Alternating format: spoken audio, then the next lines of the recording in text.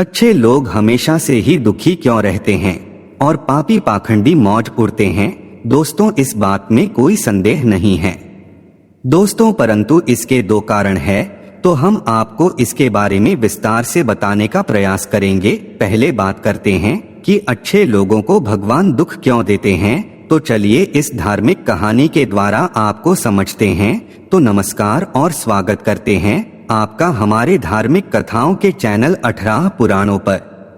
दोस्तों, एक बार की बात है, किसी नगर में अपनी छोटी छोटी 3 बच्चियों के साथ एक विधवा स्त्री रहती थी। जवानी में ही उसके पति गुजर गए। 3 छोटी छोटी बच्चियों को पालन का भार बेचारी उस अबला पर आ गया था। 3 बच्चों को लेकर वह विधवा जाए तो कहाँ जाए, कुछ काम धाम भी नहीं कर सकती थी। ऊपर से समाज की उल्टी सीधी बातें उसे कुछ नहीं करने देती थी। बेबस लाचार उस महिला का कोई सहारा नहीं था। वह अपने पति को याद कर करके उन बच्चियों को जैसे तैसे पाल रही थी। पति के गम में बीमार पड़ गई थी। ऊपर से उन बच्चियों की चिंता थी कि क्या होगा, कैसे इनका पालन पोषण होगा। इन्हीं बातों को सोच सोच कर एक दिन उसकी तबीयत बिगड़ गई। उसका अंत समय निकट आ गया था। तो फिर यमराज का एक दूत उस विधवा स्त्री के प्राण लेने के लिए धरती पर आया। वह उस स्त्री के प्राण ले जाना चाहता था, परंतु वहां का नजारा देखकर वह खुद दुविधा में पड़ गया। उसने देखा कि महिला जमीन पर अचेत पड़ी है। उसकी 3 बच्चियां उसके ऊपर सिर रखकर पड़ी हुई थी। सबसे छोटी बच्ची उसके स्तनों से लिपटी हुई थी। यह दृश्य देखकर यमदूत के हृदय में दया आ गई। उससे उन बच्चियों की दशा नहीं देखी गई।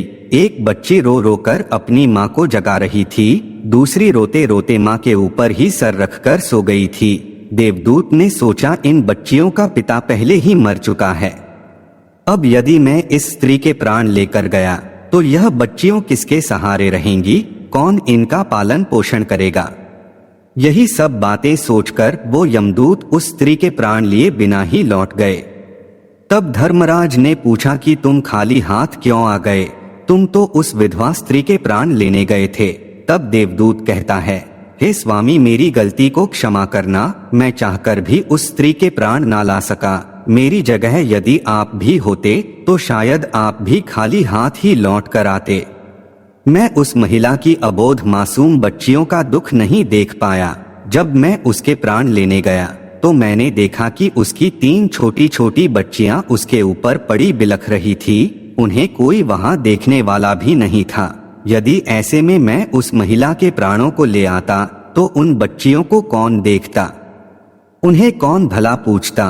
पृथ्वी लोक के मनुष्य तो इतने स्वार्थी हो गए हैं कि बिना मतलब के कोई किसी का सहारा भी नहीं बनता। यदि कोई किसी की मदद कर भी देता है तो वह बदले की उम्मीद करता है, या फिर उसे अपने एहसान के नीचे जीवन भर दबाकर रखना चाहता है।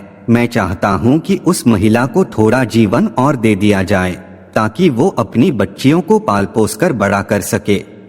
यमदूत की यह बात सुनकर धर्मराज ने कहा, ईश्वर की बनाई हुई सृष्टि में कोई कैसे आयु घटा सकता है और ना कोई बढ़ा सकता है। ना तुम किसी को जीवन दे सकते हो, ना समय से पहले मार सकते हो। ईश्वर जो करता है सबके साथ अच्छा ही करता है।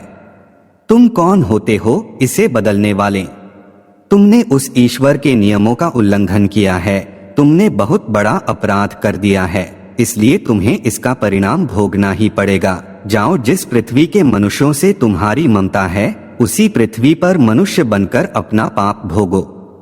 फिर देवदूत कहने लगे, हे प्रभु, धरती लोक पर से मेरा उद्धार कब होगा और कैसे होगा? तब धर्मराज कहते हैं, हे दूत, धरती पर जाकर जब तुम 3 बार अपनी मूर्खता पर खिलखिलाकर हंस लोगे तब तुम्हारा उद्धार हो जाएगा। दोस्तों, इतना कहकर धर्मराज ने उस दूत को धरती पर धकेल दिया। वो धरती लोक पर मनुष्य शरीर में आ चुका था। उसके शरीर पर वस्त्र नहीं थे। मृत्यु लोक का एक नियम है कि जब कोई मनुष्य जन्म लेता है तो उस समय वो नग्न होता है। इसलिए वो निर्वस्त्र ही एक सड़क के किनारे ठंड में पड़ा था। वहीं से एक मोची गुजर रहा था। वह मोची ठंड से बचाने के लिए अपने बच्चों को कपड़े लेने जा रहा था। रास्ते में ठंड एक नग्न व्यक्ति को देखकर उसे दया आ गई। उसने अपने बच्चों को तो कपड़े नहीं लिए, लेकिन उस देवदूत को कपड़े और कंबल जरूर खरीदाया और कपड़े लाकर उसे देवदूत को दे दिए। हे भाई, आपने मुझे कपड़े देकर मुझ पर बहुत बड़ा उपकार किया है, लेकिन कपड़े देकर मेरा दुख दूर कर दिया, पर मेरा ना तो कोई घर है, ना परिवार है, ना भोजन का कोई साधन है। तब मोची बोला, हे भाई, तुम मेरे घर चलो, मैं तुम्हारा सारा खर्च उठाऊंगा। दोस्तों, अब तो वो मोची उस देवदूत को लेकर अपने घर पहुंचा।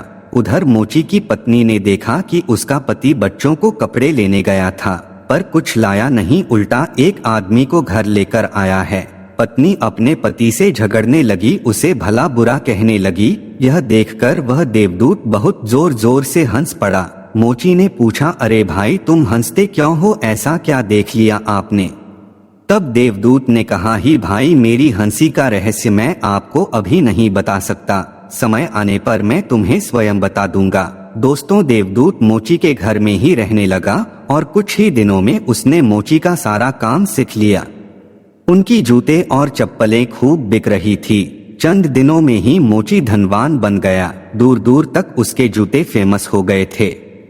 यहाँ तक कि राजा महाराजा तक उससे जूते बनवाने का आदेश देते थे।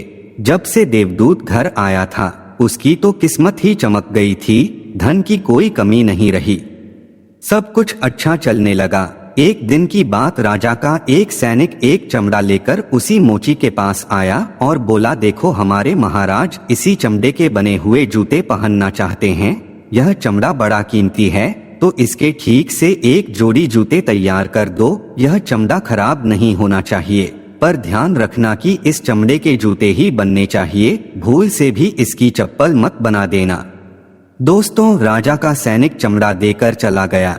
इधर मोची ने भी देवदूत को समझाया कि देखो, राजा वाली बात है, इसमें कोई गलती ना करना, चमड़ा भी बहुत कीमती है, इसलिए चमड़ा खराब नहीं होना चाहिए। जूते का आदेश दिया है तो जूते ही बनाना, गलती से यदि चप्पल बना दी तो राजा हमें कठिन से कठिन सजा देगा। मोची के इतना समझाने के बाद भी देवदूत ने उससे चप्पल ही बनाई। चप्पल देखकर मोची की सांसें फूल गई। वह देवदूत को डांटने लगा, यहाँ तक कि डंडा लेकर उसे मरने के लिए दौड़ा। कहने लगा, अरे मूर्ख, तुझे बार बार समझाया कि जूते ही बनाना, लेकिन तूने चप्पल बना दी। अब राजा हमें नहीं छोड़ेगा, तू भी मरेगा, मैं भी मारा जाऊंगा। वो हमारे पूरे घर को फांसी लगवा देगा। दोस्तों, मोची को अत्यंत दुखी देखकर देवदूत एकदम से खिलखिलाकर हंसने लगा। उसे हंसता देख मोची बोला, अरे मूर्ख आदमी, काम बिगाड़कर अब हंस रहा है। तो यमदूत ने बोला, वो देखो, जूते लेने के लिए राजा का सैनिक आ रहा है। दोस्तों, सैनिक को देखकर मोची के हाथ पैर फूल गए कि अब यह जूते मांगेगा तो मैं कहां से दूंगा। तब तक वह सैनिक पास में आ गया और बोला, हे मोची भाई, कल मैं जो तुम्हें चमड़ा दे गया था उसके जूते मत बनाना, चप्पल बना देना, क्योंकि राजा साहब का देहांत हो गया है और यहाँ की यह प्रथा है कि मरने वाले व्यक्ति को चमड़े की चप्पल पहनाकर अंतिम क्रिया किया जाती है। दोस्तों, सैनिक की बात सुनकर मोची को ऐसा लगा जैसे मरे हुए शरीर में प्राण पक आ गए हो। उसके हाथ से डंडा छूटकर जमीन पर गिर पड़ा और उसने देवदूत के पैर पकड़ लिए और उससे नाना भांत से माफी मांगने लगा। देवदूत मोची की इस हरकत पर खूब जोर जोर से हंस रहा था। मोची ने पूछा, ही भाई, तुम क्यों हंस रहे हो? तब देवदूत बोला, हे भाई, समय आने पर मैं अपने हंसने का कारण बता दूंगा। फिर एक दिन के बाद मोची की दुकान पर 3 नौजवान लड़कियां एक बुढ़िया के साथ आई थी। उन तीनों लड़कियों की शादी होने वाली थी। वे अपने लिए जूते का नाप देने आई थी। उन लड़कियों को देखकर देवदूत ने पहचान लिया कि यह वही तीनों लड़कियां हैं जिनकी मां को ना ले जाने के कारण आज मैं अपने किए की सजा भोग रहा हूं। पर यह लड़कियां तो अब जवान हो चुकी है, काफी सुंदर भी है, किसी अच्छे घर में पली बड़ी मालूम पड़ रही है। तब यमदूत ने जानना चाहा, तब उन्हें जान पड़ा कि इनकी माँ इन्हें बचपन में ही छोड़कर चल बसी, इनका कोई सहारा नहीं रहा। तब बुधिया ने कहा, मैंने इन्हें अपने पास रख लिया। मेरे पास करोड़ों की दौलत है, पर दुर्भाग्य से मेरा भी कोई नहीं है, तो मैंने ही रख लिया। इन्हें पढ़ाया लिखाया, इनकी परवरिश की, आज बहुत ही ऊंचे घराने में इनका विवाह करने जा रही हूँ। लड़कियों का भाग देखकर यमदूत सोचने लगा कि परमात्मा जो करता है अच्छा ही करता है। यदि उस समय इनकी माँ नहीं मरती तो ये तीनों भयानक गरीबी भुखमरी में पड़ी रहती। इनकी माँ के मरने के कारण लड़कियां बहुत बड़े घरों की बहुएं बनने जा रही है और इस बुढ़िया की करोड़ों की संपत्ति मलिक भी बन चुकी है। यह बात सोचकर पहले की अपनी मूर्खता को याद करके जोर जोर से हंसने लगा। अब वो 3 बार हंस चुका था। मोची ने पूछा, हे भाई, अब तुम किस लिए हंस रहे हो? कृपया अपनी हंसी का रहस्य समझाइए। तब देवदूत बोला, हे भाई, मैं 3 बार हंस चुका हूँ। अब मैं तुम्हें अपनी हंसी का कारण बताता हूँ।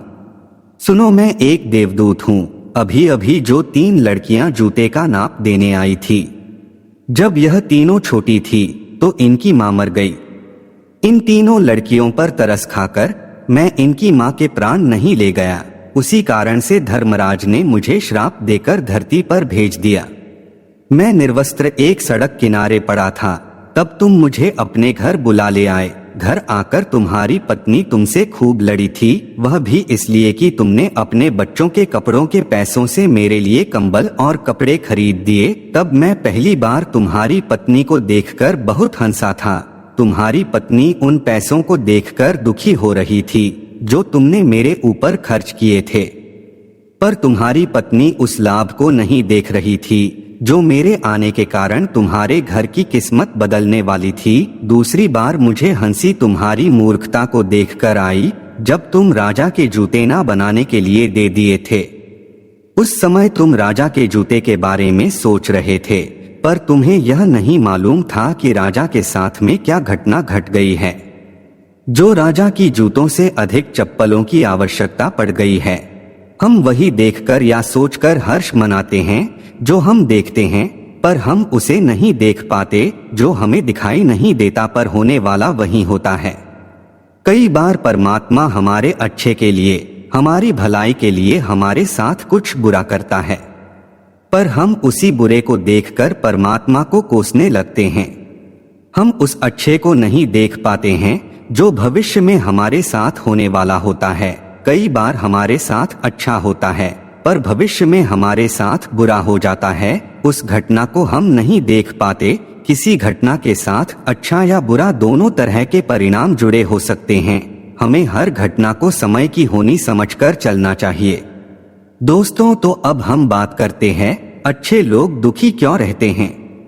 इसके दोनों कारण यही है। पहले तो अच्छे लोगों के साथ बुरा इसलिए घट जाता है कि बाद में उनके साथ अच्छा हो सके, और दूसरा कारण यह है कि अच्छे लोग ज्यादा दुखी रहते हैं। इसका दूसरा कारण है उनको ईश्वर से जुड़े रहने के लिए जरूरी है कि उन पर दुख आते रहना चाहिए, क्योंकि ईश्वर की सच्ची सेवा ही मुक्ति का मार्ग है। तो दोस्तों, इस प्रकार वह देवदूत उस मोची को समझाकर फिर से धर्मराज के यहाँ चला गया। तो दोस्तों, आशा करते हैं तो वीडियो को लाइक करें, साथ ही चैनल को सब्सक्राइब करें। आप सभी का धन्यवाद।